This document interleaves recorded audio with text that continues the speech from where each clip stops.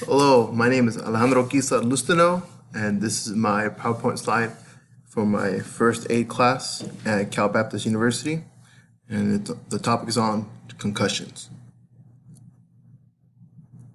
So first of all, what is a concussion? Concussion. And the Mayo Clinic defines a concussion as a result of a head injury, and pretty much it's when the brain suffers or when your head suffers a impact, a head injury. Like for example, when you hit the slip and fall, or you fall off a bike, or in this, like in the picture indicates, head-to-head contact in football. The brain actually shakes in your head from either front and back or side to side, and which causes swelling and inside the brain, and could also cause internal bleeding or hemorrhaging. And first, are concussions common? And according to the University of Pittsburgh Brain and Trauma Center, there's about 300,000 sports-related concussions that occur annually. 62,000 are cases in high school sports, and then 4 to 20% of college and high school players will have a brain injury in their school lifetime, in their sport lifetime.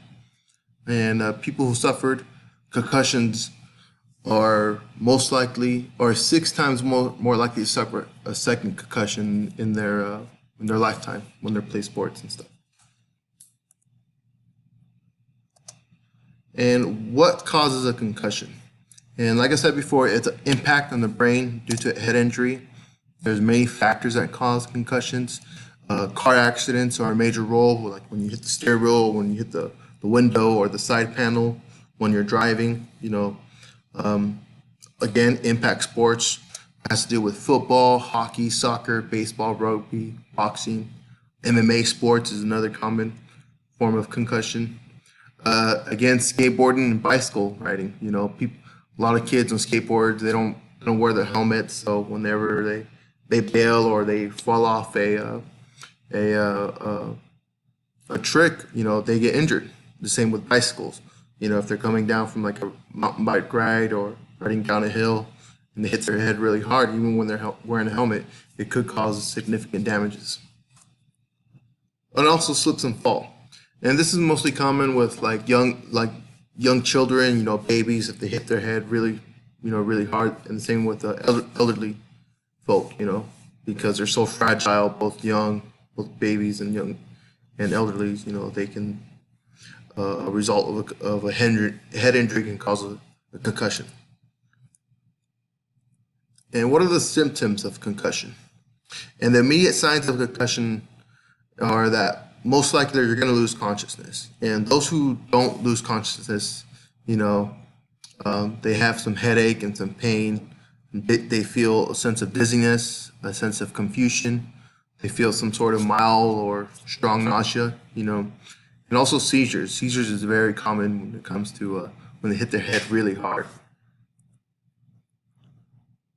And some of the treatment that goes with treating concussion is first, like if it's out in the field, obviously the sports trainers, they're going to be trained professionals and know how to deal with it. But as an individual, like me, knowing if I was suffered from concussion, what would I have to do? And first, you have to get neurological examination. You got to make sure your motor and cognitive functions are all working well and properly. Making sure you're able to feel, making sure you're able to see, you're able to respond to light and respond to touch and stuff. And also your cognitive, make sure that your brain is functioning well. Make sure your thought process and your critical analysis skills are still intact. Another way for treatment, and this is more on the detailed side, this is probably more recommended by your primary physician, is where you have to go through a CT scan and an MRI. And those are basically just like in the photo right there, it's just images of the brain to make sure everything is all right, make sure everything is in the right order. And most of all, the best treatment of all is to get enough rest. You don't want to be moving out and about. If you're a football player or a sports player and you received a concussion, you don't want to go back in the game, no matter how mild it was. It's best that you sit out for a couple of days, contact your primary physician, because there might be some internal damage that might not be aware of, like it was in the Peterson case in this week's assignment. And we're going to talk about the cranial nerves right now. And there's 12 important cranial nerves that the human body has in the brain. And so the 12 cranial nerves are as follows: olfactory nerves, which consists of the smell; your optic nerves, the muscles in your eyes, the ones that control them up and down, side to side, out and about.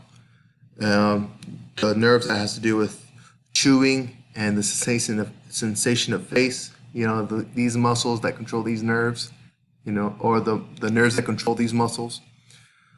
Again, more nerves that control the eyes, the facial muscle, the facial nerve controls the facial expressions that you do. Your smile, your frown, your expressions with your eyebrows. If you're mad or happy or sad, and also has to do a lot with your taste buds too. Another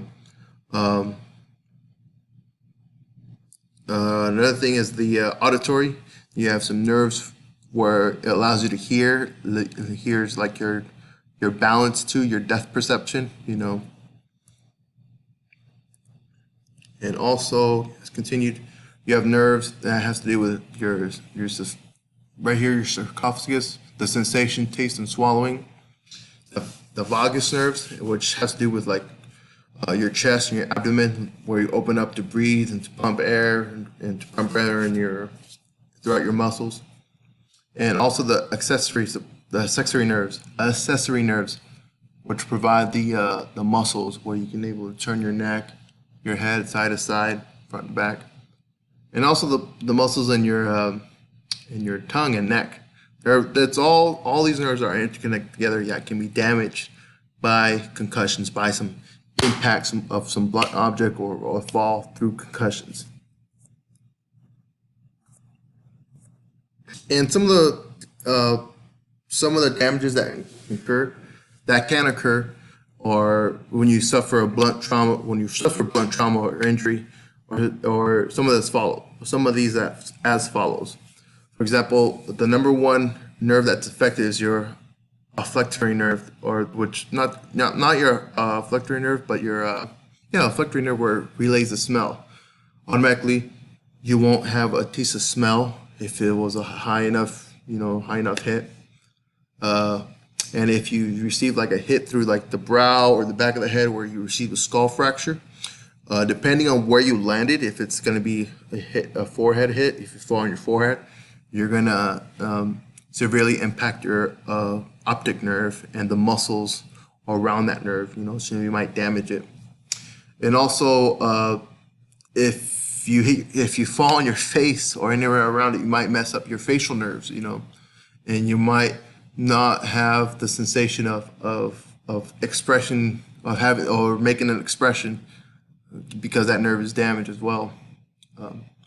And if any of the cranial nerves are broken or severed, cut in half, there's no way to replace it or to recover from that. But if you get a head trauma or a head injury, and if the nerves are bruised or they're slightly hit, they're just slightly swollen, they're still intact, you can recover with rest and by taking medication. Make sure you get a lot of rest, a lot of water too. And that's it. I hope you enjoyed my PowerPoint slide, and thank you once again.